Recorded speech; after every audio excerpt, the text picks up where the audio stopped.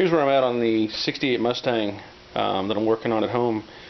I've got the floor pans cut out, which I think I showed earlier, and whenever I went to buy parts, I went ahead and bought a pair of torque boxes.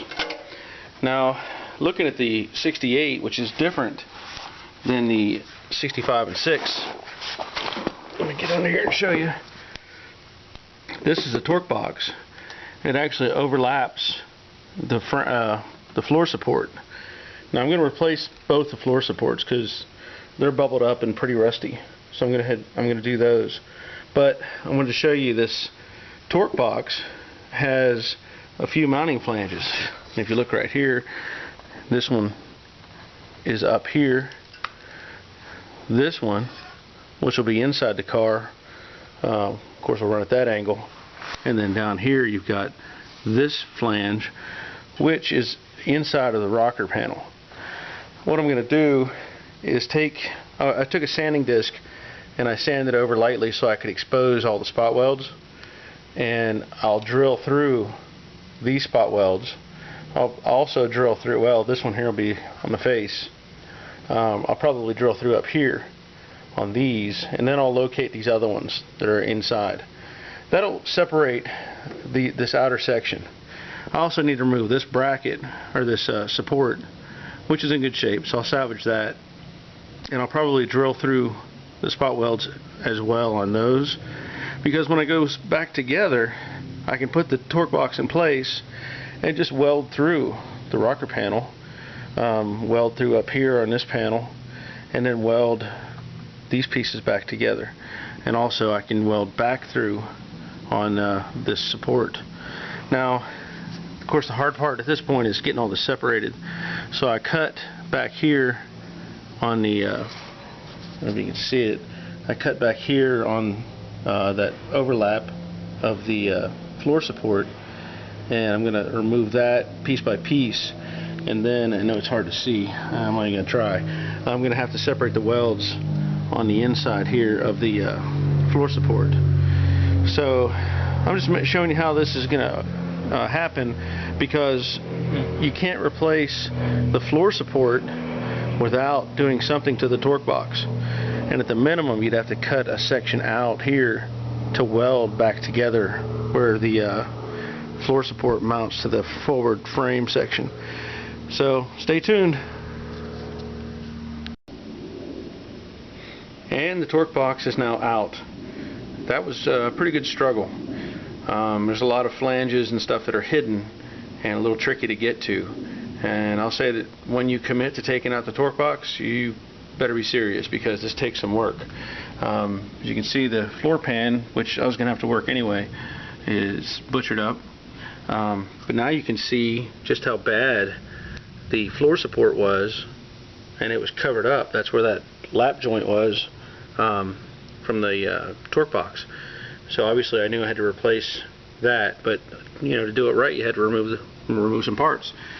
The torque box over on this edge here, there was no spot welds like a normal, you know, kind of round like you would see here. These were actually kind of blob welds on the edges. And what I did is I cut off the flange, and then I'll remove this piece and dress this back up, and it'll be fine.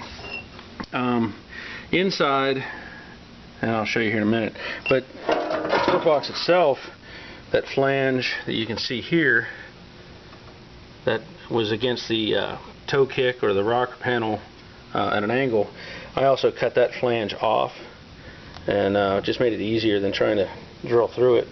And same thing on this, there was an overlap here on the inside, and I'll show you that in a second. This box, you know, they didn't treat any of this metal back then, so the inside's not bad. Where the floor pan was attached, and again where the support brace was, it was pretty rough, but they make them. So if you're willing to take on the challenge of getting it out and getting it back in, you'll be much better off. Let me show you the inside, what I was talking about. I don't know if the light will fight me or not, but that's where that flange was, and it was overlapped by sheet metal, so I had to break through the sheet metal to find it, and then I just cut that off. And over here on this side, you can see that's what's left of that flange on the toe kick or inner rocker. And I'll remove those and clean them up. I also had removed the dimmer switch. It was attached as well. And of course you can see just how bad this floor support is. And then once I get that loose, I'll check the condition of the structure that the floor support mounts to. I don't want to change that, obviously. If I have to do some repair work, I will. But at this point, that's the next step, is getting the floor support out and starting to go back together.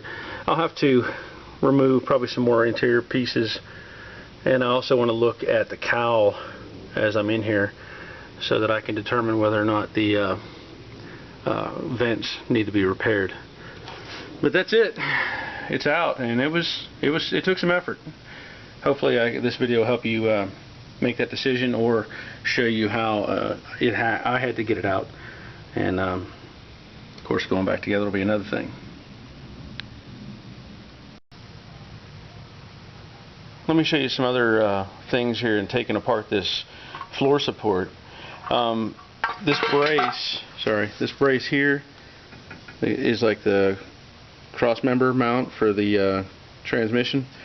It has 4 welds coming through. I don't know if you can see it or not. It's hard. I'm sorry. But underneath there's a pocket there, and there's 4 welds on the inside here. Now, of course, this channel runs like across that.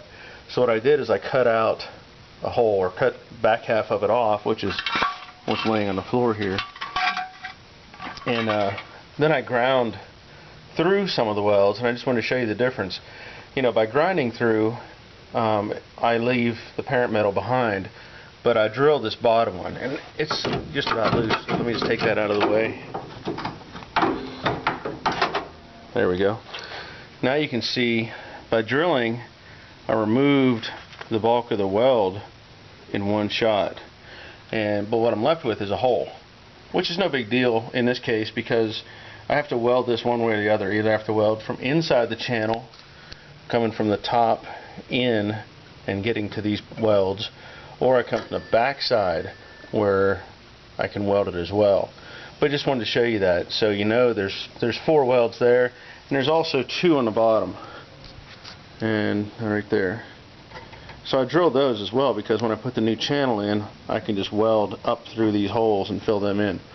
At this point, I'm still removing bits and pieces, so I have this section here to remove yet that's rusty. Obviously the bottom piece, and then on the opposite side of this is a duplicate shape. So I'll get that out of the way. I may have to do some repair work to the box, but what you'll see is there's a gap right here, because this isn't a solid stamped piece. It's like multiple pieces put together. So there's a seam here that comes down.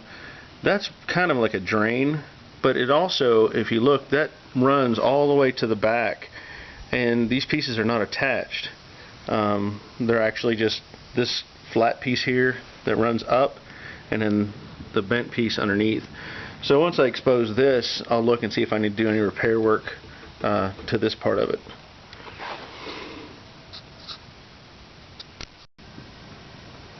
And this is why it takes a lot of work sometimes to fix up these Mustangs. You can see that metal right there. Look how thick that is. Just years of rust developing and building up and separating. And of course the bottom half of this main structure here, is gone.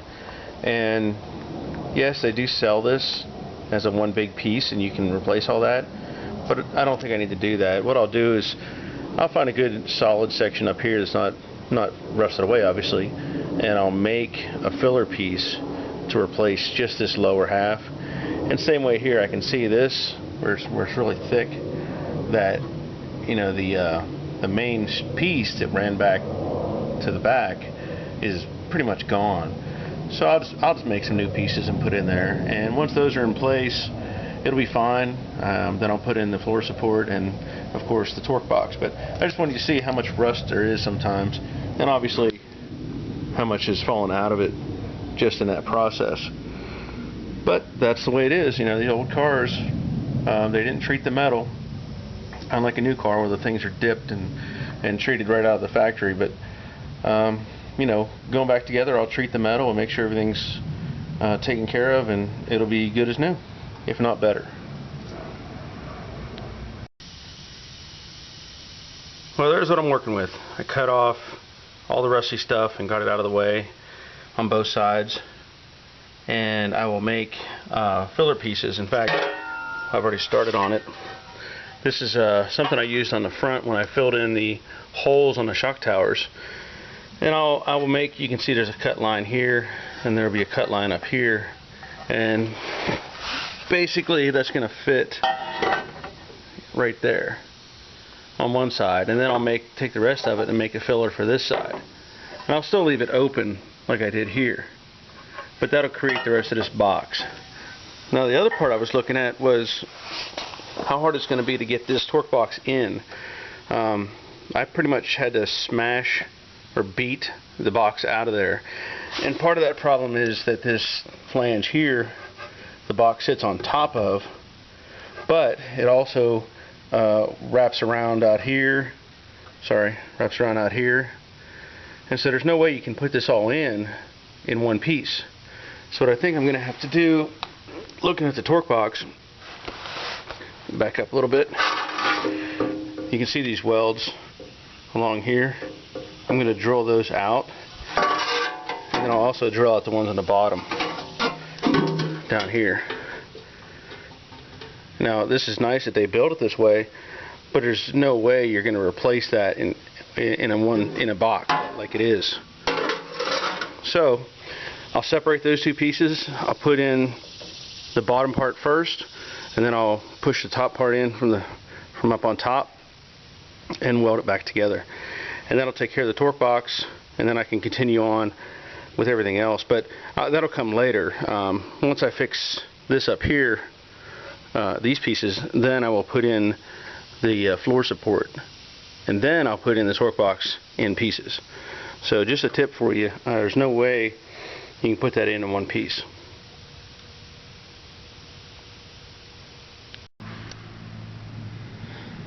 Well, there's a mock-up of the floor support. I got the bracing done inside, and I just want to show you here.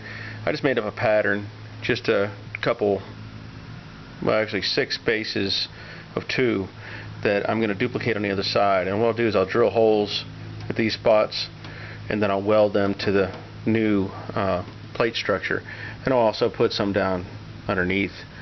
You can kind of see on the other side, if you look real close, you can see the spot welds that are still there, and I just kind of mock that up or mimic that on this side.